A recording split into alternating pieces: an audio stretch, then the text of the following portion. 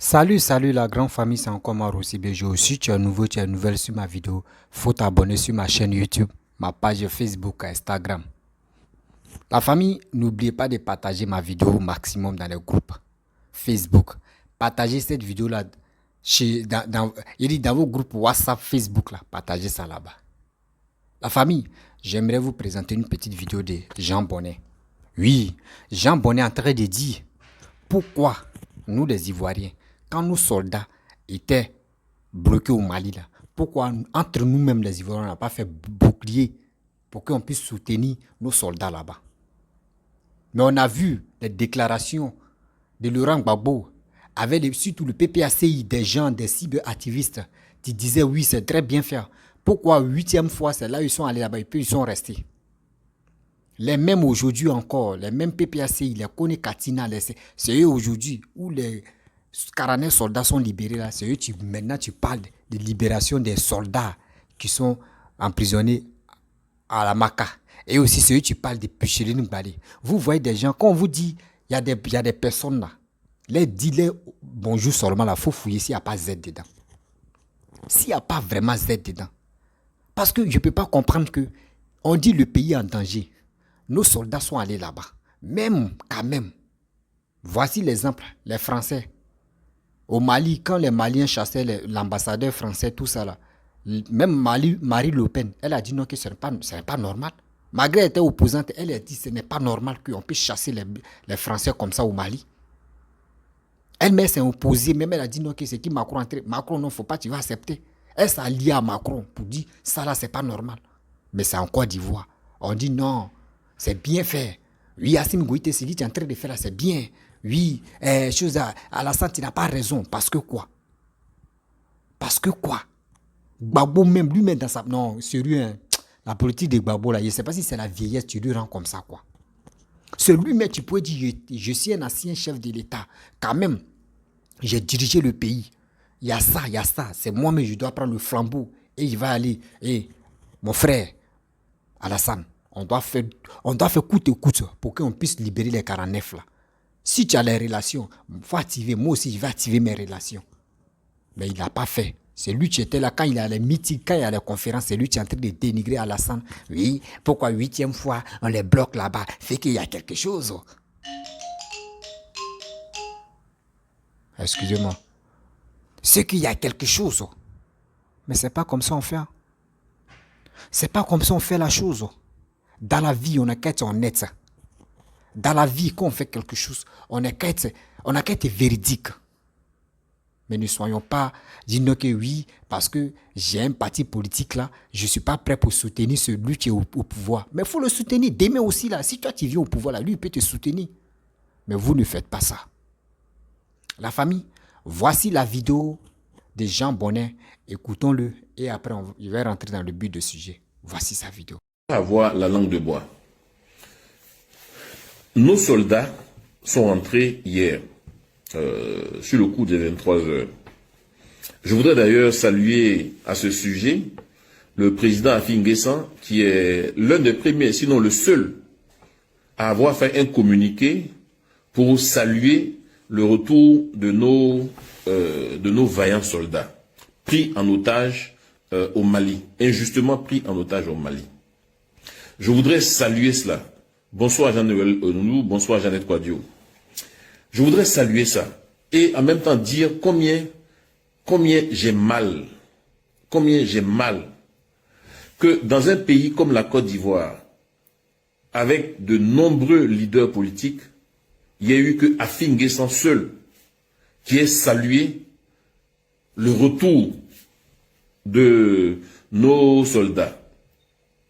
Ça nous montre une seule chose, qu'il y a du travail, que la fracture est encore profonde. Et donc nous devons continuer à travailler, à résorber, à ressouder cette fracture entre les Ivoiriens. Parce que ça fait mal de voir que des Ivoiriens se réjouissent que d'autres Ivoiriens aient été injustement pris en otage au Mali. Ça fait mal. Ça fait très mal. Ils le font Pourquoi? Parce qu'ils ont encore la haine en eux. Ils ont encore en eux la culture du match retour. Ils ont encore en eux des ressentiments. Et donc, le Mali est un exutoire pour eux pour exprimer leurs frustrations. Donc, ils s'accrochent à tout ce qui peut faire mal à la Côte d'Ivoire pour exprimer leurs frustrations. Ce n'est plus de la politique. Ça, c'est pas la politique. Il y a des symboles qui rassemblent les enfants des mêmes pays. Au nom de ces symboles-là, il y a l'armée. L'armée doit rassembler tous les enfants d'un pays. Le sport, l'équipe nationale doit rassembler tous les enfants d'un pays. En tout cas, moi, j'ai été constant. J'ai été constant depuis plus de 20 ans. J'ai combattu la rébellion. J'ai combattu la rébellion parce que pour moi, ce n'est pas une bonne chose. Je me suis mis du côté de la République alors que je n'étais pas du tout au FPI. En 2023, je n'ai pas changé. Je n'ai pas changé. Donc, celui qui a combattu la rébellion de 2002 et qui aujourd'hui a changé, c'est-à-dire que comme son champion n'est plus au pouvoir, alors il va justifier la rébellion ou il va soutenir ceux qui attaquent la Côte d'Ivoire. En réalité, il n'a rien compris. Il n'a aucune conviction. Il a des convictions à géométrie variable. Moi, personnellement, je n'ai pas changé. Voilà. J'ai combattu la rébellion parce que ce n'était pas juste, c'était illégal, c'était anticonstitutionnel. Point. Que un pays étranger prenne nos soldats en otage et que des Ivoiriens, par vengeance, lui trouvent à ce pays étranger des circonstances atténuantes, ça me fend le cœur. Mais ça nous donne également l'occasion de comprendre que il y a du boulot à faire. Il y a du boulot à faire. Et nous allons travailler à ça. Ceux qui ont mal, on va les guérir. On va les guérir parce que nous ne sommes pas éternels. Tous nos hommes politiques vont passer. Houphouët-Boigny est passé. On a tous aimé Houphouët-Boigny. Mais Houphouët-Boigny était combattu. Gbagbo a combattu Houphouët-Boigny. Mais au final, il a dit qu'il était un noufoutiste. Donc, Gbagbo passera, Bédié passera, Ouattara passera, mais la Côte d'Ivoire restera. Faisons donc en sorte que la Côte d'Ivoire soit grande. Pas que la Côte d'Ivoire est grande quand c'est notre champion qui est au pouvoir, et que la Côte d'Ivoire est petite quand notre champion est dans l'opposition. Il faut que ça change. La Côte d'Ivoire doit être au-dessus de toutes nos considérations. Et ce qui fait la différence entre nous et certains grands pays développés, c'est ça. C'est le patriotisme vrai. En France, lorsqu'il s'agit de politique étrangère, à 99%, ils sont d'accord. Au niveau politique, vous allez voir qu'il n'y a pas cette dissension qu'on a. Voilà. Je vois mal, en France, un politicien de haut niveau se réjouir de ce que des soldats français aient été humiliés, de ce que des soldats français aient été tenus captifs d'un autre pays. Aucun politicien français n'aurait commis une telle erreur, n'aurait soutenu un pays étranger au détriment des soldats de son pays, fût-il dans l'opposition. Mais en Côte d'Ivoire, on a vu des hauts politiciens dire « Ah oui, mais ils sont allés chercher quoi là-bas? Ils sont allés chercher quoi là-bas? Ben, si on les a attrapés, c'est qu'il y a une raison qu'on les a attrapés, mais c'est honteux. C'est honteux. Vous ne faites pas du mal à Ouattara. Vous faites du mal à la Côte d'Ivoire. Vous faites du mal à la Côte d'Ivoire. Et ça, il faut changer. Il faut changer. Il faut enlever cette haine qui vous ronge là. Il faut enlever ça en vous. Il faut dépasser ces considérations. Il faut dépasser ces considérations. La Côte d'Ivoire est plus grande que nos petits palabres. Moi, je vous le dis, je ne cherche rien en Côte d'Ivoire. Je ne cherche pas de poste. Je ne cherche plus rien en Côte d'Ivoire. Ce que je cherche aujourd'hui, c'est le nom de la Côte d'Ivoire. C'est le nom de la Côte d'Ivoire. Parce que je suis fier quand je vais dans un autre pays africain que je vois que la Côte d'Ivoire a progressé. Et la Côte d'Ivoire progresse. La Côte d'Ivoire progresse. Je ne suis pas d'accord sur tout ce qui se fait en Côte d'Ivoire. Mais le fait est que la Côte d'Ivoire progresse. On le voit. On le voit, notamment dans les infrastructures. Ce que je souhaite maintenant, c'est que la Côte d'Ivoire progresse dans le capital humain, que l'État investisse davantage dans le capital humain. C'est pour ça que je dis qu'il faut valoriser les gens comme les Libye Guillaume, comme les Linano, comme les Hervé Ano, etc. Il faut valoriser le capital humain. Ce n'est pas normal que des docteurs de l'enseignement supérieur soient emprisonnés. J'ai combattu ça ici. On les a libérés, heureusement, et j'en suis fier. Parce que je sais que j'ai mené un bon combat. Là, leur place n'était pas en prison. Leur place, c'est dans les universités. Et si on ne peut pas les mettre dans les universités, qui d'ailleurs manquent cruellement d'enseignants du supérieur, alors il faut leur trouver un point de chute. Parce que la Côte d'Ivoire en a besoin. Ils ne demandent pas un poste. Ils demandent à être au service de la Côte d'Ivoire. Ils demandent à être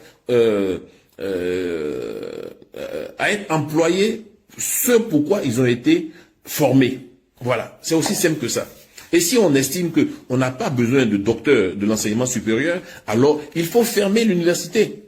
Il faut fermer les études doctorales, tout simplement. Voilà. Mais la Côte d'Ivoire ne peut pas se permettre, et je voudrais interpeller le ministre de l'enseignement supérieur pour qu'il trouve une solution à cela. Parce que ça n'honore pas la Côte d'Ivoire que on puisse mettre donc nos docteurs en prison parce qu'ils revendiquent de se mettre au service du pays. Mais aujourd'hui ils sont sortis, mais il faut absolument trouver, il faut trouver une solution. Il faut trouver une solution à ça. Voilà, la Côte d'Ivoire ne peut pas s'offrir le luxe de dire on a trop de docteurs. Non. Non, un pays sous-développé ne peut pas s'offrir ce luxe-là. Voilà. Il ne faut pas décourager ceux qui veulent s'engager dans ces études doctorales. Il ne faut pas les décourager, il faut les soutenir. Voilà. Donc, j'invite le président Ouattara à investir dans le capital humain. C'est la plus grande richesse qu'un pays peut avoir. C'est la plus grande richesse qu'un pays peut avoir. Je salue le combat de Jean-Noël Eonou, d'ailleurs, sur la question des docteurs. Voilà. Et donc, nos soldats sont arrivés. J'ai suivi l'intervention du chef de l'État, du président de la République. C'était émouvant. Ah, il a été bon, il a été bon.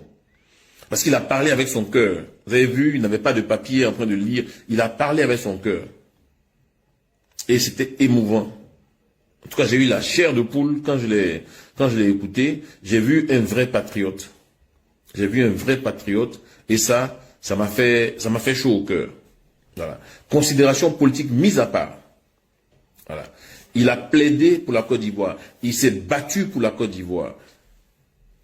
Avec le dialogue. Avec la diplomatie. Il n'a pas tiré un seul coup de fusil. Il n'a pas demandé aux militaires de se mettre en ordre de bataille. Il a fait ce qu'il fallait. Ces militaires-là étaient, comme le président l'a dit, étaient partis en mission pour 6 mois. Leur mission devait finir le 10 janvier, c'est-à-dire le mardi prochain. Ils sont rentrés une semaine plus tôt. Donc, mission accomplie finalement. Mission accomplie. Mais, c'est pas pour autant qu'on ne va pas tirer des leçons de tout ce qui s'est passé. Voilà. Quand il y a une crise, il faut en tirer des leçons pour que ces choses-là ne se répètent plus. Le président a beaucoup répété, la Côte d'Ivoire et le Mali sont 2 pays frères. Il a même dit, il y a 1 200 000 Maliens qui vivent en Côte d'Ivoire. Ça, ce sont les chiffres officiels. Mais peut-être qu'officieusement, il y en a plus. Donc, cette junte militaire-là va passer. Parce qu'avant elle, il y a eu déjà 1000 juntes qui sont passées. Mais les relations sont demeurées intactes. Donc, ce n'est pas cette junte-là, pseudo-panafricaniste du dimanche, qui vont venir brouiller nos relations. Cette junte va nécessairement passer. Elle va nécessairement passer. Parce que dans la vie, tout finit par passer. Donc, elle va passer, mais nos relations, nos peuples qui sont entremêlés, doivent rester soudés. Ils ont tout fait pour nous faire détester les uns les autres. Personnellement, je déteste cette junte militaire, mais je ne déteste pas le peuple malien. J'ai beaucoup d'amis au Mali, beaucoup d'amis, dont un ami avocat avec lequel j'étais à la fac de droit à Bordeaux, Maître Konaté, qui a même été ministre de la Justice au Mali, voilà, qui était venu me voir à Abidjan il y a quelques années. Donc j'ai des amis au Mali, Je ne détesterai jamais le peuple malien, mais je déteste cette junte malienne-là, parce qu'elle fait beaucoup de mal au Mali.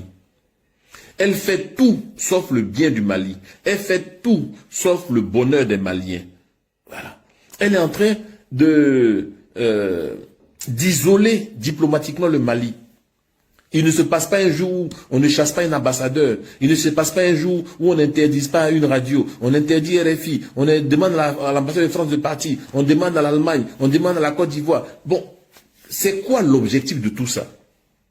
Vous reprochiez au régime qui était là de ne pas avoir combattu efficacement le terrorisme et l'avancée des djihadistes. C'est de ça qu'il s'agit. Est-ce que le terrorisme a reculé au Burkina? Non. Est-ce que l'armée burkinabé a gagné des terrains au nord? Non. Donc tout ce boucan, tout ce tintamarre, tout ce vacarme-là, c'est pourquoi finalement? Ça sert à rien. Parce que là où on les attend, c'est qu'ils avancent vers le nord. On dit, ah oui, ils ont gagné des terrains. Mais il n'y a même pas une semaine, les terroristes ont frappé à quelques kilomètres de Bamako. Donc finalement, c'était de la poudre de perlimpinpin qui a été vendue aux Maliens. Et donc, incapables de vaincre le terrorisme, incapables de vaincre les djihadistes, ils ont trouvé un nouveau exutoire, c'est notre souveraineté, notre souveraineté. Voilà. Lisez le communiqué qu'ils ont pondu sur la libération des soldats ivoiriens. Comment dans un communiqué officiel, on peut insulter un chef d'État en exercice, le président de la CEDEAO? Quel est le gain politique? Quelle est la plus-value d'insulter un président en exercice? Donc, c'est immature.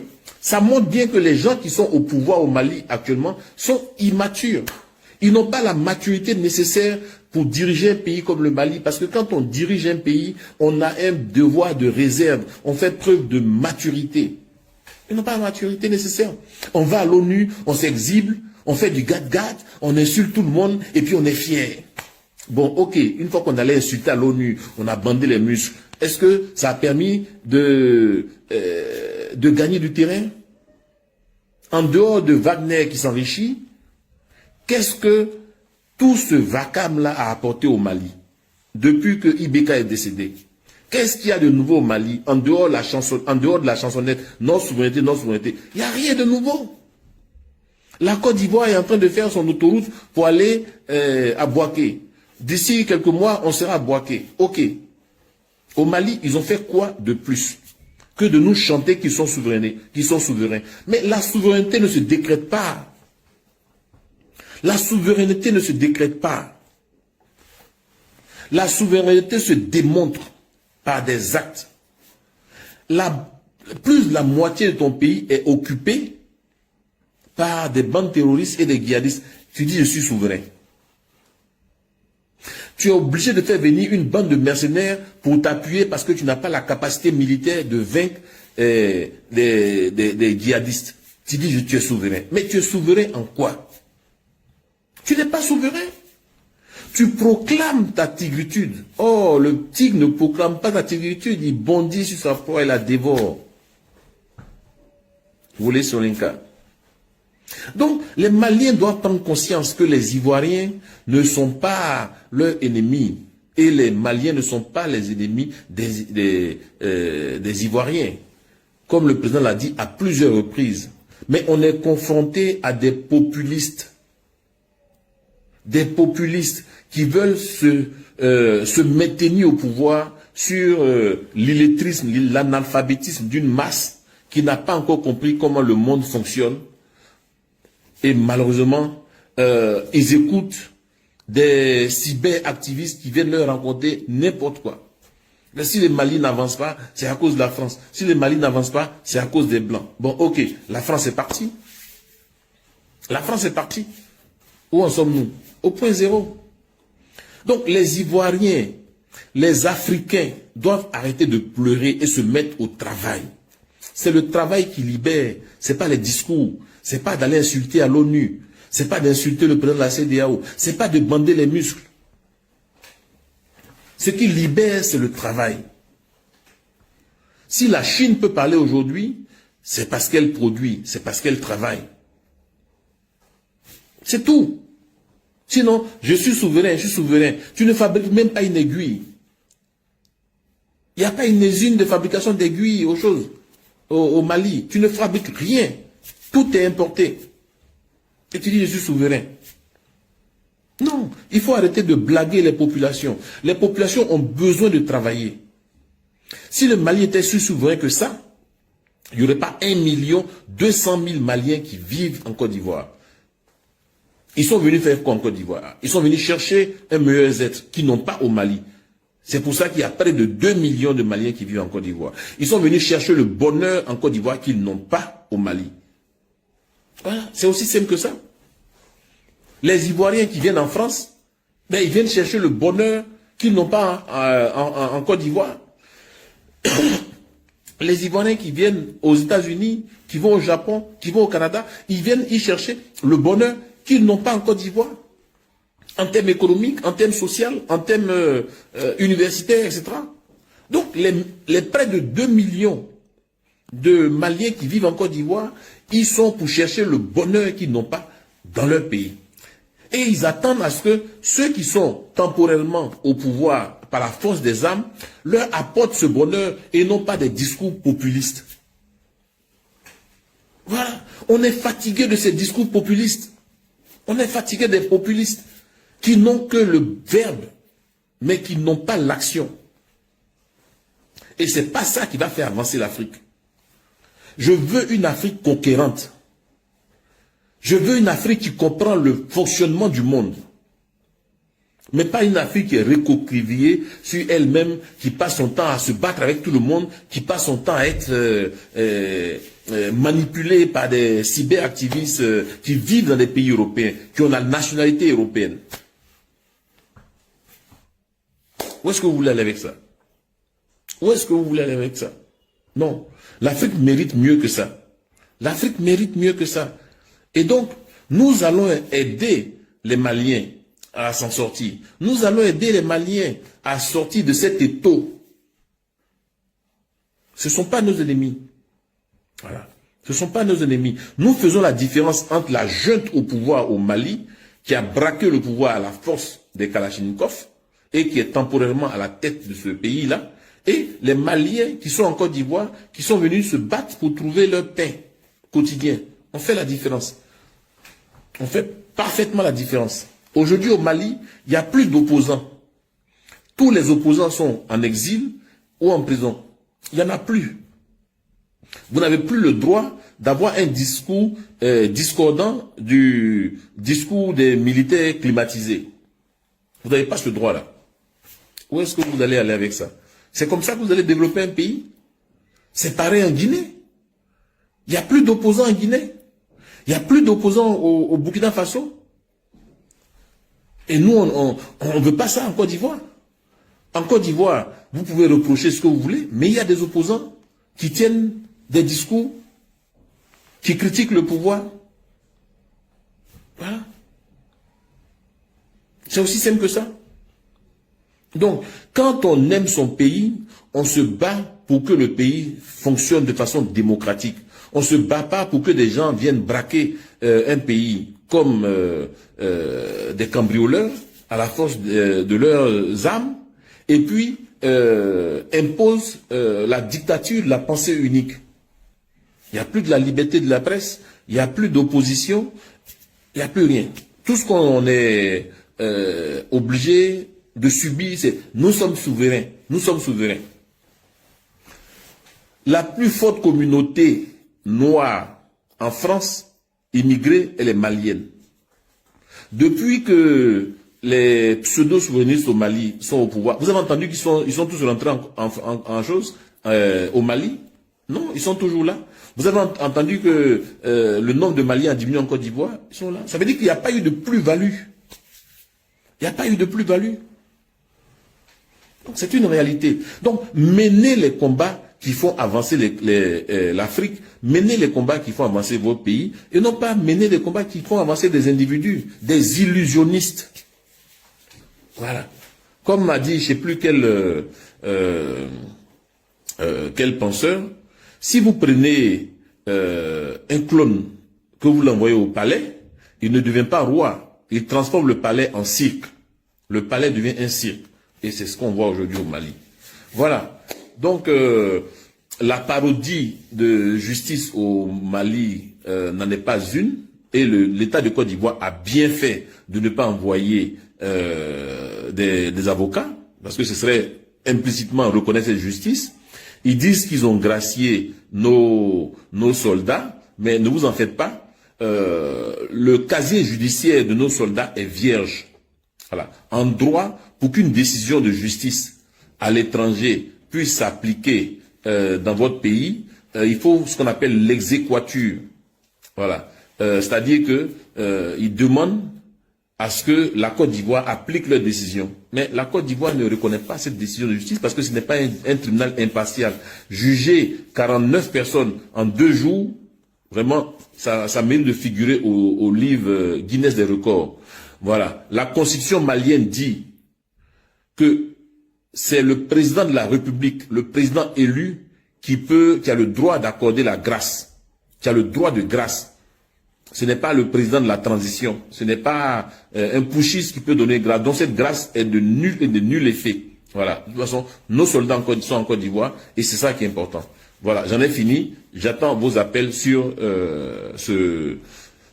cette thématique avant qu'on passe à la dernière thématique. Bref, la famille, vous-même vous avez écouté ce que Jean Bonnet a dit. Quand on vous dit dans la vie, on ne tire jamais sur l'ambulance là. Les gars, parce qu'on ment. Mais les Ivoiriens, d'autres Ivoiriens opposants ont tiré sur l'ambulance. Quand Laurent Gbagbo, lui-même l'oublie, quand il était en prison, c'est pas tous les Ivoiriens qui voulaient que non, il n'aille en prison. La majorité ne voulait pas ça.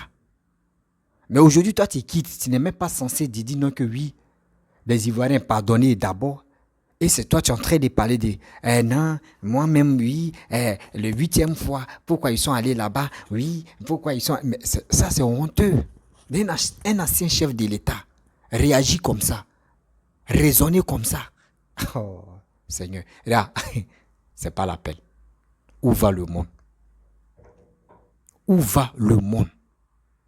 Moi-même, je me pose des questions et dis, mais attends, on va où avec toutes ces choses-là?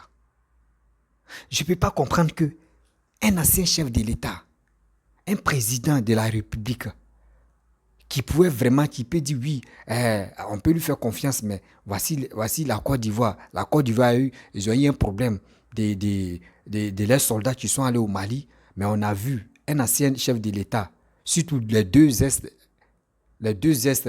Bédi avec Laurent Gbagbo, ils ont fait le possible pour que au moins les 46 soldats là puissent revenir en Côte d'Ivoire. Les 49 soldats là puissent revenir en Côte d'Ivoire. Mais jamais. Ils ne l'ont pas fait. Ils ne l'ont pas fait, jamais. Ce qui leur passait dans la tête, que voilà, on va soutenir Assimi Goïta et on va montrer au monde entier que ce gars-là, c'est un criminel. Alassane là, c'est un criminel. Alassane là n'est pas bon. Vous avez tout dit sur ce monsieur. Vous avez, parce que d'abord, vous êtes même ancien chef de l'État. Dans vos propos là, nous on prend ça et puis on analyse et puis on trouve que ce que vous dites là, si c'est faux, si c'est vrai. Moi je ne peux pas accepter. Il dit, quand Gbagbo me disait ces trucs là, elle a Aïcha Koni, c'est pas, y a quel problème? Eux s'élèvent une diva qu'on appelle une chanteuse ivoirienne qui dit, ceux qui sont là-bas, là, parmi les 49, là, il y a 4 personnes. Il y a 4 personnes qui sont ivoiriens. Les 45, là, sont les étrangers. Toi, maman Isha, imagine, toi, tu as mis les enfants au monde. Et toi, tes enfants sont là-bas, ils sont bloqués là-bas. Et quelqu'un d'autre se glorifie de l'arrestation de tes enfants. Toi, mais ça peut te plaire. Il y a des choses que vous-même, vous ne pouvez pas accepter. C'est que vous ne pouvez pas cautionner, mais vous voulez que d'autres n'ont qu'à accepter. Est-ce que vous trouvez ça normal? Est-ce que vous trouvez ça normal? C'est que toi-même, tu ne veux pas accepter. Toi, tu exiges quelqu'un d'accepter ça. C'est ça qui nous fait mal. Souvent, on s'assoit et puis on dit, mais attends, le pays là même, on va où avec ça? Lui qui s'élève, il dit pour lui. Lui qui passe ici, il dit pour lui. Lui qui vient ici, il dit pour lui. Mais où allons-nous avec tout ça là? Tous ces bazars là, où allons-nous avec ça?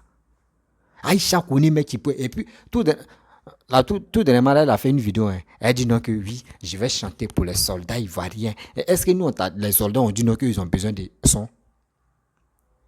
Les soldats ivoiriens même, là, eux-mêmes, parmi eux, là, il y a les artistes. Abalé, c'est un soldat. Il y a des artistes, beaucoup d'artistes même dans le corps. Donc, si eux veulent faire hommage même à l'armée, là, eux, ils sont là pour chanter. Sinon, ce n'est pas toi, tes chansons là, qui va faire que non. On va dire oui, Aïcha connaît ses ressaisies. Nous, on s'en fout de ça. Tu chantes ou tu ne chantes pas, est égal à 0. Parce que nous, on ne peut pas. On ne peut pas même accepter parce que le mal que tu as fait aux Ivoiriens, à nos soldats qui étaient bloqués là-bas, là, nous, on n'a pas encore digéré ça. Ouais. Maman, nous, on n'a pas encore digéré ça. Babo, nous, on n'a pas encore digéré ça. Vous faites des bêtises. Oh. Demain, quand ça vous rattrape, vous dites, oh, vraiment, moi, je ne sais pas ça. Non, moi, ils voulaient réconcilier les Ivoiriens. Ils voulaient les faire comprendre. Oui, ceux qui sont allés là-bas, oui, c'est quand même... C'est honteux. Des enfants, des gens sont allés en mission. Vous les dites, non, ceux qui sont là-bas, là, ce sont les étrangers. Donc imagine-toi, moi mon fils est là-bas ou mon frère est là-bas, tu dis c'est un étranger, mais ça fait mal. Ça fait mal. Non, sérieux, hein. Souvent d'autres pensent que aller à l'école là, c'est ça on dit, tu es instruit. Non, souvent mais tu n'es pas là à l'école même, là, mais ta manière de raisonner là, tu es mieux, 10 000 fois mieux que celui qui est allé à l'école. Ouais. Tu es instruit même que celui même qui est allé à l'école. C'est quoi? On passe ici, c'est vous. On vient ici, c'est vous. On passe ici, c'est vous. On vient ici, c'est vous. Voici aujourd'hui les 49 là sont en Côte d'Ivoire. Vous dites quoi? C'est vous la matez maintenant, non? Libérer Picheline Balé, libérer les soldats qui ont fait depuis 2010, 2011, ils sont encore en prison. Oui, libérez-les. Ah, donc c'est maintenant où vous voulez négocier. Quand le gouvernement de Ouattara négociait pour qu'on puisse libérer, il a envoyé des présidents négocier là-haut. Vous étiez là, non? Si vraiment vous étiez intelligent là, vous pouvez dire, hey, nous on va aller négocier à ta place, reste tranquille, nous on va aller négocier. Maintenant, si Gbagbo même où il a envoyé ses gars à partir négocier, et cette négociation avait abouti, à leur retour maintenant, ils vous disent, hey Joe, nous on a fait nos trucs, on allait libérer nos soldats là. Toi aussi, il faut faire ce que tu peux faire. Moi, j'ai fait prison. Il faut libérer ceux qui sont là. Mais vous avez vu, Dieu même vous a mis à l'épreuve pour que vous-même vous faites ce geste-là pour qu'on puisse libérer. Mais vous n'avez pas fait ça. Vous n'avez pas fait ça. Vous, chez vous, juste envoyé les cyberactivistes pour dire on va faire échange. Atimi Goïta, ils n'ont qu'à libérer les soldats, les politiciens, soldats qui sont là-bas. Là. Oui, et puis Chéline Balé, à Peter 007, bien avant que tu libères les 45 et les 46 là. Vous voyez les mentalités. C'est ceux-là comme ça qu'on leur demande pardon. Sensibilisez vos frères, sensibilisez la jeunesse. Ils ne sont pas prêts. Quand on n'est pas de sensibilisation, c'est comme on est en train de les insulter. Mais on vous dit la vérité. Sensibiliser, c'est très important. La sensibilisation, c'est très important pour la vie et pour la santé. Mais vous, ce n'est pas ça. C'est le dénigrement qui est dans votre matière grise. C'est pour vilipender telle personne. C'est ça vous aimez. Dites des propos négatifs. C'est ça vous cautionnez. Mais on va où avec ça? Vous pensez que c'est ça qu'on veut prendre pour construire la Côte d'Ivoire? Jamais. On ne peut pas prendre ces tonneaux vides-là pour construire la Côte d'Ivoire. Ça n'existera pas. Jamais de la vie. La famille, vraiment, je vais m'arrêter là. Si tu es nouveau, tu es nouvelle sur ma vidéo, il faut t'abonner sur ma chaîne YouTube, ma page Facebook. Instagram. N'oublie pas de partager et liker. Laissez les commentaires ce que vous pensez. Je vous dis à très bientôt. Ciao. Bisous.